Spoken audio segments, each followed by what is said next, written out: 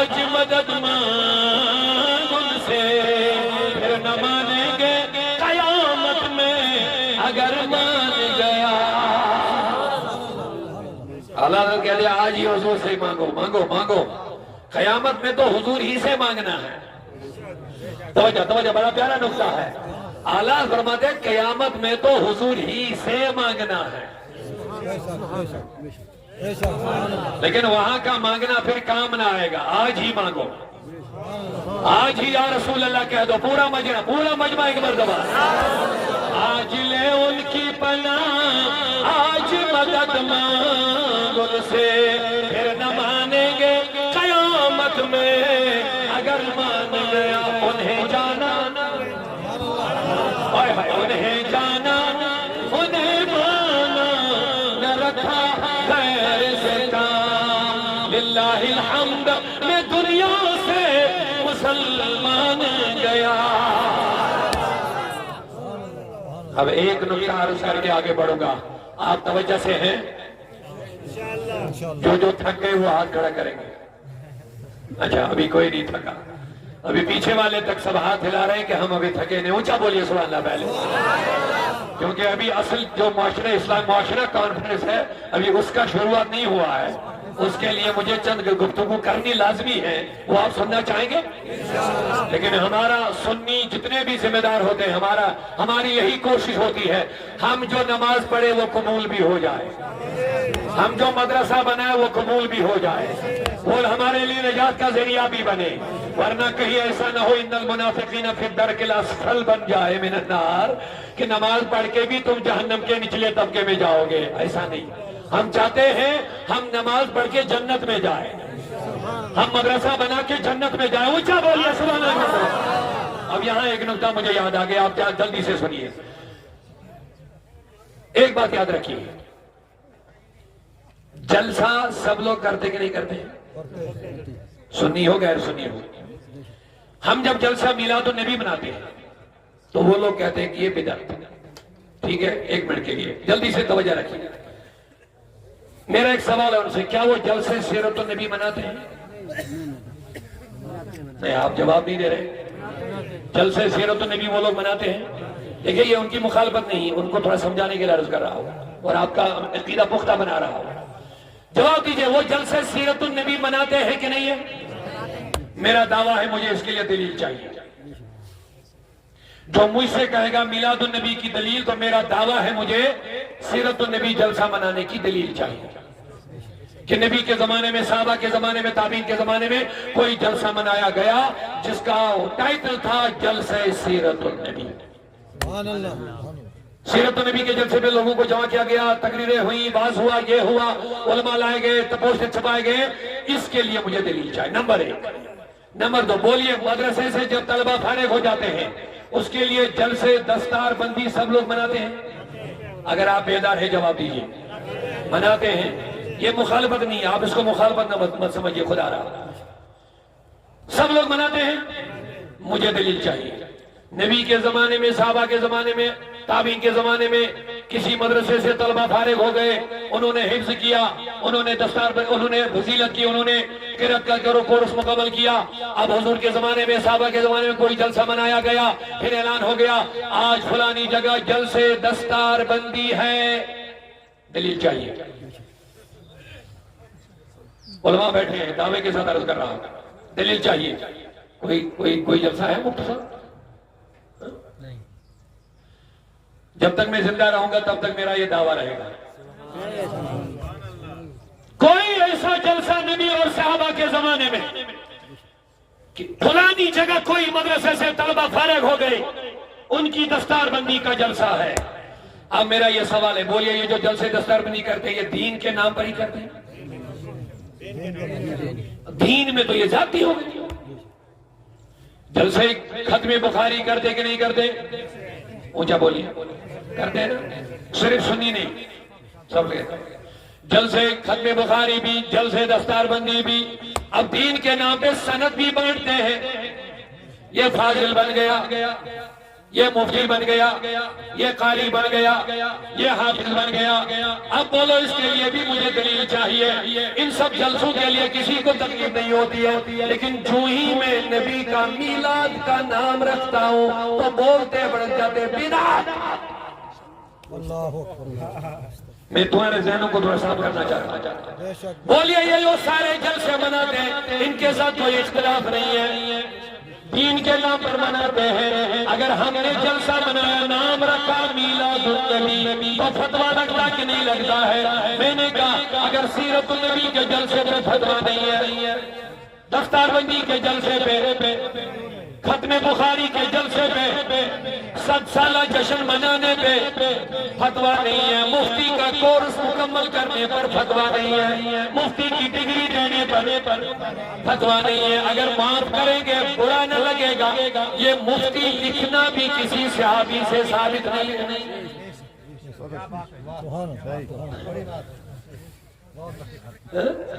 عبداللہ بن مسعود سب سے بڑے مفتی تھے صحابہ میں، لیکن آج تک تم نے نہیں پڑھا ہوگا ان مفتی عبداللہ بن مسعود۔ یہ مفتی لکھنا بھی بدعت ہے۔ ان سب چیزوں کے ساتھ کوئی لڑائی۔ ایک اور بات بتائیے، سب سے اعلیٰ کتاب جو حدیثوں کی مانی جاتی ہے کون؟ آپ جوابی۔ میں دیکھتا ہوں کتنے لوگ بیدار ہیں۔ بخاری شریف۔ بتائیے بخاری نبی کے زمانے میں کوئی کتاب تھی جس کا نام بخاری ہے؟ یہ نام سے ہمیں ڈراتے ہیں، نام سے ڈراتے ہیں، اس لیے میں تھوڑا اس کو کلیئر کرنا چاہتا ہوں۔ نبی کے زمانے میں کوئی کتاب دکھاؤ جس پر لکھا تھا بخاری، ہر مدرسے میں موجود ہے، ہر لائبریری میں موجود ہے، بولیے اونچا۔ اب جواب دیجئے، بخاری نام کی کوئی کتاب نبی کے زمانے میں نہیں، اب اس نام سے کوئی لڑائی نہیں ہے، مسلم نام سے کوئی لڑائی نہیں ہے، صرف میلاد نام سے لڑائی کیوں ہے؟ نعرہ تکبیر، نعرہ رسالت، سرکار کی آمد، سرکار کی آمد، نعرہ تکبیر۔ ایمان کی علامت ہے، بتا رہا ہوں سنو۔ اب جب میلاد کا نام رکھتے ہیں، ہوتا کیا ہے میلاد میں؟ حضور کی سیرت بیان ہوتی ہے، حضور کی عظمتیں بیان ہو رہی ہیں، حضور کی نعتیں پڑھی جا رہی ہے۔ نعت رسول کی مجلس تو مسجد نبی میں سجائی جاتی تھی۔ بخاری کی حدیث حضرت عائشہ فرماتی ہے جب حضرت حسان بن ثابت نعت پڑھنے کا ارادہ کرتے تھے تو نبی پاک فرماتے اس طرح نہیں، ممبر سجا دو، حسان کو ممبر پر چڑھا دو، تب یہ نعت پڑھے گا۔ میلاد میں تو نعت رسول ہوتی ہے، عظمت رسول ہوتی ہے، صرف نام رکھنے کی وجہ سے ان کا کام کیوں بگڑتا ہے؟ میں بتاؤں اگر یہ نکتہ لیں گے، بڑا پیارا اور قیمتی نکتہ ہوگا، اونچا بولیے سبحان اللہ۔ جلسے سیرت النبی کے ساتھ لڑائی، ختم بخاری کا جلسہ منائے تو لڑائی، سیرت النبی کا جلسہ منائے تو لڑائی، دفتر حفظ کا جلسہ منائے تو لڑائی، 100 سالہ جلسہ کا نام سے منائے تو لڑائی، میلاد النبی منائے تو بتاؤں کیوں؟ بتاؤں یہ کون کون چاہتا ہے؟ بتاؤ۔ سنو بڑا پیارا نکتہ ہمیشہ کے لیے انشاءاللہ۔ میں جب اس غور میں پڑھا، اس تفکر میں پڑھا، میں نے کہا مولا اصل راز کیا ہے؟ جب سارے جلسے ان کو منظور ہے تو میلاد النبی منظور کیوں نہیں ہے؟ تو مجھے ذہن میں آ گیا جس دن حضور کا میلاد ہوا اس دن شیطان نے رویا۔ شاید کچھ لوگ سمجھے، کچھ نہیں سمجھے۔ 100 بات کی ایک بات لے لو، بس 100 بات کی ایک بات لے لو۔ اگر ہر جلسے کے ساتھ اتفاق ہے، ہر نام کے ساتھ اتفاق ہے، بخاری نام رکھنا بدعت ہے، حدیثیں جو اندر ہے وہ بدعت نہیں، نام رکھنا بخاری کا یہ بدعت ہے۔ یہ تم گلے لگاتے ہو، سیرت النبی جلسہ منا کر نام رکھتے ہو، آج جلسے سیرت النبی، جلسے دستار بندی، ان ناموں کو گلے سے لگاتے ہو، کوئی لڑائی نہیں۔ لیکن ہم جو کرتے ہیں میلاد میں اس کے ساتھ تمہارا لینا دینا نہیں، صرف نام مت رکھو۔ اگر ہم بھی سیرت النبی جلسہ منائیں کہ کوئی لڑائی ہے؟ جو ہی میلاد النبی نام رکھتے ہیں، آخر غور تو کرو، آخر غور تو کرو میرے دوستوں، لڑائی اسی نام کے ساتھ کیوں ہے؟ جب میں نے غور کیا بس ایک ہی بات سمجھ آ گئی، جب نبی کا میلاد ہوا شیطان سے کہا گیا تو بتا تم نے دنیا میں کب رویا زندگی میں؟ کہاں جب نبی کی ولادت ہوئی تو میں نے رویا ہے۔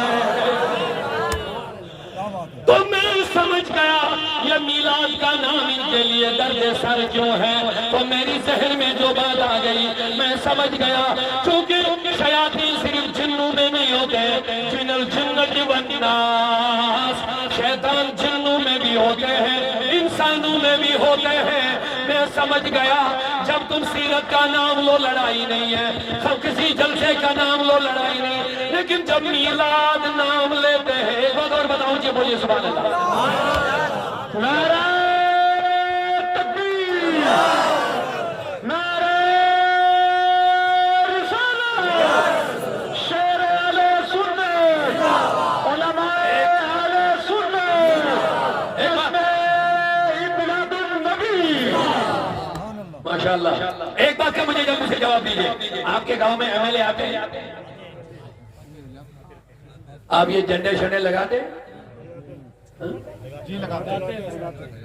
ان جھنڈوں کے ساتھ کسی کو اختلاف نہیں، لیکن جو ہی میلاد کا جھنڈا لگتا ہے تو فتوے شروع، اس پہ غور کرنا ہے۔ میں آپ کو دعوت فکر دے رہا ہوں، اس پہ غور کرنا ہے۔ میں نے کہا ایم ایل اے کے لیے جب بینر لگائیں گے، جھنڈیاں باندھیں گے، ہوا میں لہرائیں گے، کسی کو لڑائی نہیں ہے۔ بھئی اس کا سیٹنگ ایک ہی قسم کا رکھو، جڑا لڑائی کسی کو نہیں ہے، لیکن جو ہی میلاد کے نام کا بینر لگتا ہے تو فتوے شروع۔ میں نے کہا ہوا کیا؟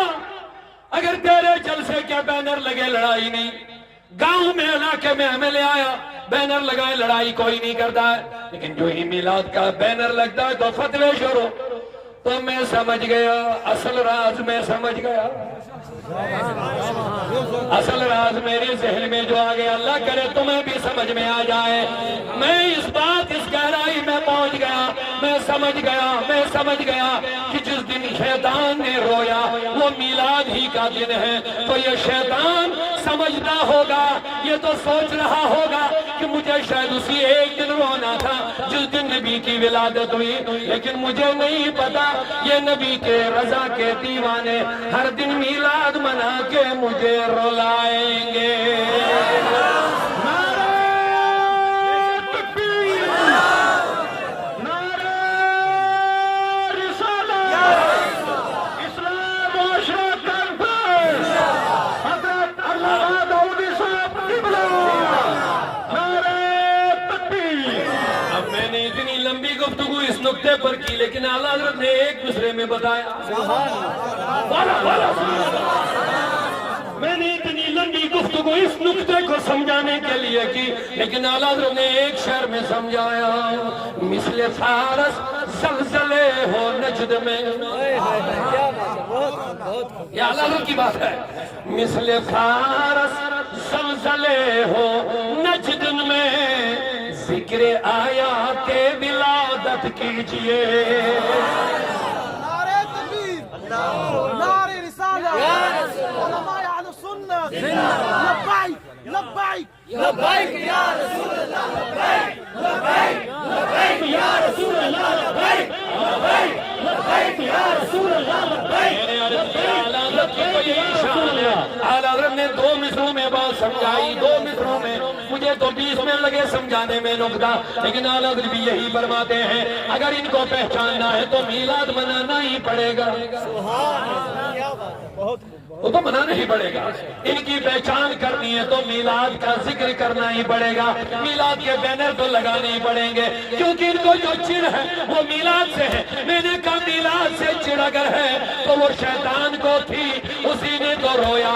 اگر آج بھی کوئی میلاد کے نام سے، جلسے سے، بینر سے چڑ گیا، سمجھنا کنیکشن ابو بکر سے نہیں، شیطان کے ساتھ جڑا ہوا ہے۔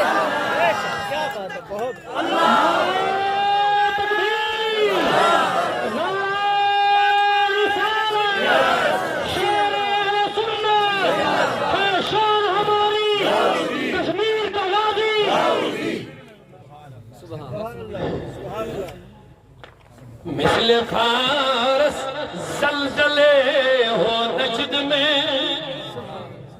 کیونکہ جس دن میلاد ہوا اس دن زلزلے کہاں آئے؟ فارس میں آئے۔ مثل فارس زلزلے ہو نجد میں، کس سے آئیں گے زلزلے؟ ذکر آیا تے ولادت کیجئے۔ کو کہتے ہیں طبیب، اس کو کہتے ہیں معالج، اس کو کہتے ہیں ڈاکٹر۔ ڈاکٹر کو پتا ہوتا بیماری کیا ہے، علاج کیا ہے۔ طبیب اور حکیم اسی کو بولتے ہیں جو صحیح بیماری کا بھی تشخص کرے اور اس بیماری کا علاج بھی بتائے۔ اب اگر اسلام نما غیر اسلامیوں کو سمجھنا ہے تو میلاد سمجھے آپ؟ تو میں یہ عرض کرنا چاہتا تھا ایمان کے لیے اب کتنی چیزیں ضروری ہیں؟ ارے بڑا کتنی چیزیں، کیا کیا ادب اور محبت رسول۔ اب محبت رسول ہی میلاد ہوتا ہے، متعظیم رسول ہی میلاد ہوتا ہے۔ میلاد میں نبی کا ادب بیان ہوتا ہے، رسول کی تعظیم کا ذکر ہوتا ہے۔ اسی لیے اعلیٰ نے فرمایا انہیں جانا انہیں مانا نہ رکھا غیر سے کام، للہ الحمد میں دنیا سے مسلمان گیا۔ اب لوگوں بات آگے بڑھ گئی، بس میں اختصار کی طرف آتا ہوں۔ اگر آپ دو جملے اور سننا چاہتے ہیں، ہوا میں ہوا رہا ہے تیر کا کہہ دو سبحان اللہ مرتبہ۔ اب کیا میں نے نکتہ دیا تھا پہلے، ہم نے کلمہ پڑھ کے اللہ کو مانا، بڑے بیدار جوان بیٹھے ہیں ماشاءاللہ۔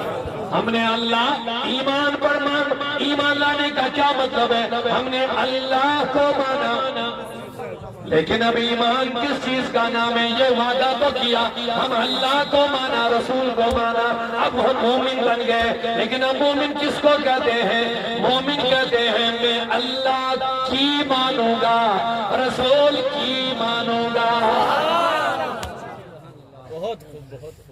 بات لے لیجئے، اب وقت نہیں بچا تفصیل میں جانے کا۔ ایمان کیا ہے، ہم نے اللہ کو مانا، رسول کو مانا۔ جب ہم نے اللہ رسول کو مان لیا، اب بس بات ختم ہو رہی، اونچا بولیے سبحان اللہ لوگوں۔ جب اللہ رسول کو ہم نے مان لیا، لیکن ماننے کا مطلب یہ ہے اے اللہ میں نے تم کو مانا، اب تیری مانوں گا۔ اے رسول میں نے تم کو مانا، اب تیری مانوں گا۔ ایمان کا یہی معنی ہے، آئے ہائے ایمان کا یہی معنی ہے، میرے مولا میں نے تیرا کلمہ پڑھا، تیرے نبی کا کلمہ پڑھا، بس میں نے اپنے آپ کو تیرے در پہ بیچ ڈالا ہے۔ یہ ہے ایمان، یہ ہے ایمان۔ میں نے اپنی جان کو، اپنی اولاد کو، اپنے مال کو تیرے در پہ سودا کر لیا ہے۔ سمجھ میں بات آ گئی نہیں؟ یہاں سے یہاں تک بات سمجھ آ گئی؟ یہی اصل ایمان کا تقاضا ہے۔ ہم نے اللہ کو مانا، چونکہ اللہ صرف ماننا نہیں ہے، اللہ نے ایک نظام دیا ہے، ادخلوا فی السلم کافہ، یا ایھا الذین آمنوا، اے ایمان والو ادخلوا۔ اب اللہ کہتا ہے ادخلوا، اب داخل ہو جاؤ فی السلم، اب اسلام میں داخل ہو جاؤ۔ اب اسلام میں داخل ہو جاؤ، اب مسلمان ہو کے رہو۔ یا ایھا الذین آمنوا ادخلوا، اے ایمان والو، اے ماننے والو، ادخلوا داخل ہو جاؤ۔ میرے رب کس میں داخل ہونا؟ کہتا جو میں نے نبی کی صورت میں تمہیں نظام دیا ہے، اس نظام میں تمہیں داخل ہونا ہے، مسلمان بن کے زندگی گزارنا ہے۔ لیکن ہائے افسوس، سبحان اللہ سبحان اللہ سبحان اللہ سبحان اللہ۔ بات تو آپ شروع ہو رہی تھی لیکن پیچھے سے کچھ اشارہ آ رہا کہ ہم لمبا نہیں کر پائیں گے، لیکن مجھے لگ رہا ہے ابھی آپ اطمینان سے بیٹھے ہیں۔ اللہ ہر چیز آسان کرے انشاءاللہ۔ ہاں کر لا بس، مومن ہے نا سب؟ الحمدللہ نہیں کہا آپ نے، یہ تو اللہ کا احسان ہے کہ ہم مومن ہیں، یہ اللہ کا فضل ہے مومن۔ لیکن میں نے کہہ دیا مومن جب ہے، اب مومن کا ایک اور کام یہ بھی ہے، مومن پہلے نمازی ہوتا ہے، کیونکہ اللہ کا حکم ہے تم میرے نظام میں داخل ہو جاؤ، میرے نظام میں داخل ہونا۔ اب تمہیں کہیں جھکنا نہیں، میرے در پہ جھکنا ہے، یہی تو ایمان ہے لوگوں۔ یہی تو کلمہ پڑھنے کا معنی ہے لوگوں، یہی تو عہد و پیمان کرنے کا مطلب ہے لوگوں، یہی تو اللہ رسول کے دربار کے در پر سودا کرنے کا معنی ہے۔ اللہ کہتا ہے جو میرا بنا، میرے نبی نے کہا اسلام کی بنیاد 5 چیزوں پر ہے۔ جب تم مومن بن گیا، اقام الصلاۃ، سب سے پہلے تمہیں پنجگانہ نمازی بننا ہے۔ یہ ہے ایمان کا تقاضا، یہ ہے ایمان کی طلب۔ اقیم الصلاۃ، ایمان والوں پہلے کیا قائم کرو؟ کتنی نمازیں دن میں؟ اب میرے نبی کو بھیجا، نبی تو نماز پڑھ، یہ سیکھیں گے۔ نبی تو نماز پڑھیے۔ اب نماز کتنی پیاری تھی نبی کو، میں نے کہا نا محبت کا تقاضا یہ ہے، خود نبی کو مانو، نبی کی مانو، نبی کی پسند کو پسند کرو، نبی کی ناپسند کو ناپسند کرو، یہی ایمان کا تقاضا ہے۔ نبی کے دوستوں سے دوستی کرنا اور نبی کے دشمنوں سے دشمنی کرنا، یہ بھی ایمان کا تقاضا ہے۔ پورا مجمع سبحان اللہ کہتا۔ اب لوگوں جب تم نبی کے دیوانے ہو تو اعلیٰ حضرت کا یہ شعر لے لو، ان لہو میں کھونا تجھے۔ دیکھیے فکر کتنی ہے اعلیٰ حضرت کو امت کی، کہتے ہیں دن لہو میں تو مومن ہے، پھر مومن کا معاملہ کچھ اور ہوتا ہے۔ مومن مسجد کا نمازی ہوتا ہے، اونچا نہیں بول رہے ہیں۔ مومن کے جسم کا مالک کوئی اور نہیں ہوتا ہے، مصطفیٰ ہوتا ہے۔ النبی اولا بالمؤمنین من انفسہم۔ مومن کا تو یہ تقاضا ہے کہ مومن کو نبی اپنی جان سے بھی زیادہ نزدیک اور مالک ہوتے ہیں۔ یہ ہے مومن کا تقاضا، توجہ سے بات سنیں۔ مومن کا یہ تقاضا ہے کہ مومن کے جسم کا مالک تو نبی ہوتا ہے۔ مومن کا معاملہ تو یہ ہے، مومن کے مال کا مالک تو نبی ہوتا ہے۔ مومن کا تقاضا یہ ہے، مومن کی اولاد تو رسول اللہ کے ملکیت میں ہوتے، یہی تو ایمان کا تقاضا ہے۔ اسی لیے صدیق اکبر نے عرض کیا پروانے کو چرا، بات ختم کر رہا ہوں، اونچا بولیے سبحان اللہ۔ پروانے کو چرا صدیق، پروانے کو چرا بلبل کو پھول، بس صدیق کے لیے ہے خدا کا رسول۔ انسان کے پاس 3 چیزیں بڑی ضروری ہوتی ہیں، مال، اولاد، جان۔ یہی ہے؟ بولتے نہیں یار، یہی 3 چیزیں بڑی چیزیں ہیں۔ کیا کیا؟ جان، مال، اولاد۔ ماشاءاللہ، بس بات ختم کر رہا ہوں۔ کتنی چیزیں بہت ضروری ہیں؟ کیا کیا؟ انسان کے پاس 3 چیزیں جو بڑی اہم ہیں، کیا کیا؟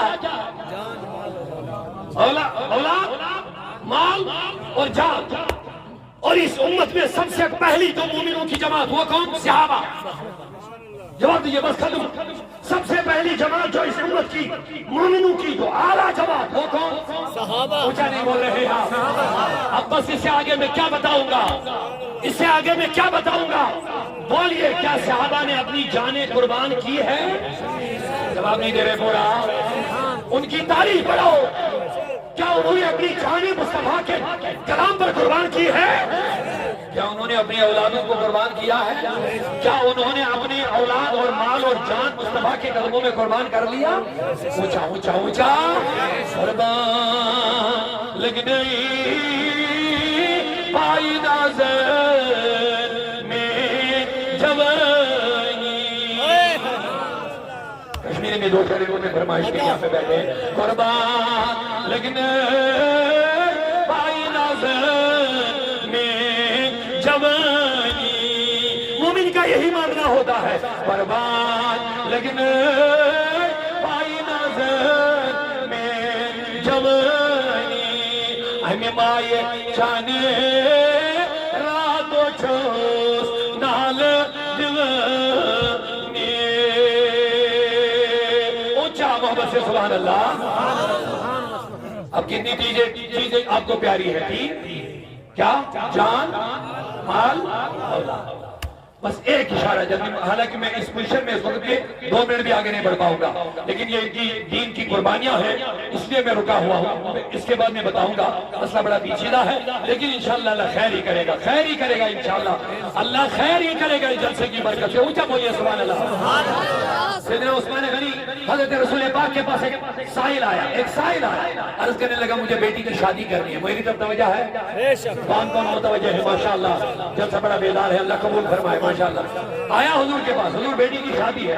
کہا میرے پاس اتنا مال کا ہوگا جمع جو آپ کی بیٹی کو کافی ہوگا. جاؤ عثمان کے پاس جاؤ عثمان کے پاس. ہو گیا عثمان کے پاس. عثمان غنی کو دروازے پہ پہنچا تو واپس بھاگ آیا. حضور نے فرمایا کیوں بھاگیا؟ واپس آئے.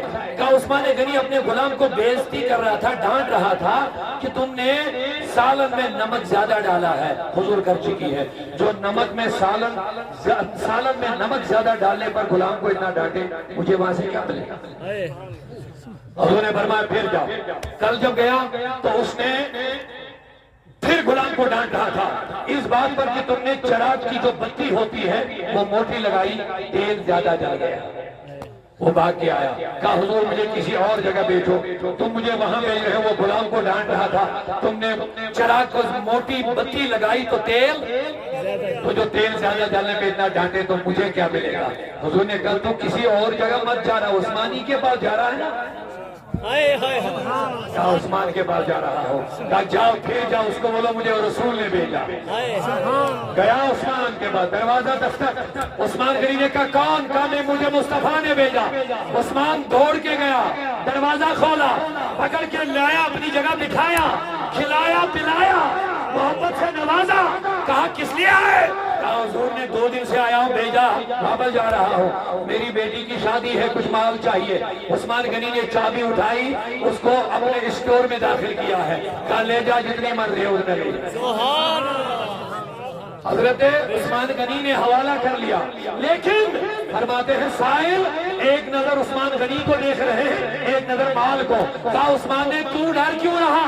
اس لیے ڈر رہا ہے میں غلام کو کل نمک زیادہ ڈالنے پر ڈال رہا تھا، اس لیے ڈر رہا کہ میں غلام کو چراغ پر موٹی بتی لگانے پہ ڈال رہا تھا، اسی لیے.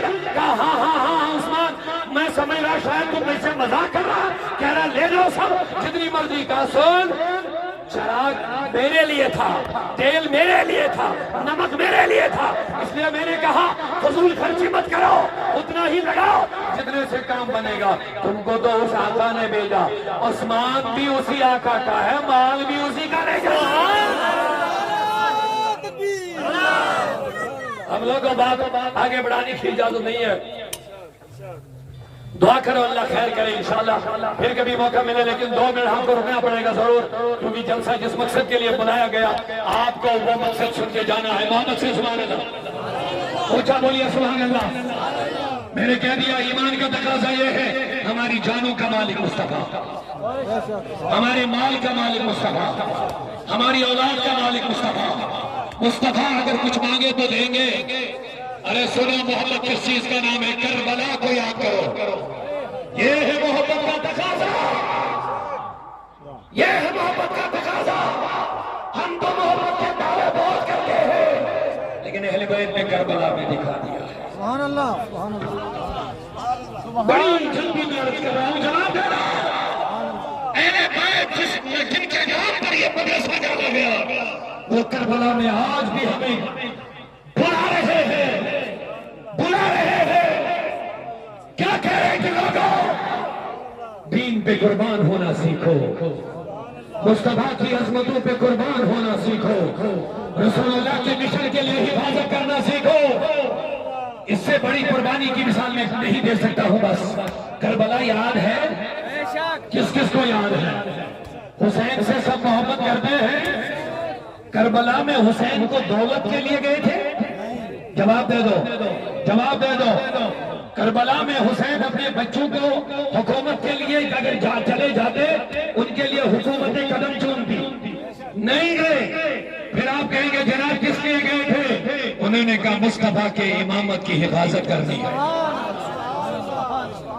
آقا کے دین کی حفاظت کرنی ہے، مصطفیٰ کے دیے ہوئے امانت کی حفاظت کرنی ہے. اور اس امانت کی اہمیت کتنی ہے وہ کہ میری جان بھی مصطفیٰ کے لیے، اسلام کے لیے، اللہ رسول کے لیے، میرے چھوٹے بچے بھی نبی کے لیے، اسلام کے لیے، اللہ کی رضا کے لیے۔ اب بتاؤ حضرت حسین شہید کربلا نے ایک ایک بچے کو اسلام کے لیے قربان کیا ہے۔ لوگوں زندہ رہتے ہو دنیا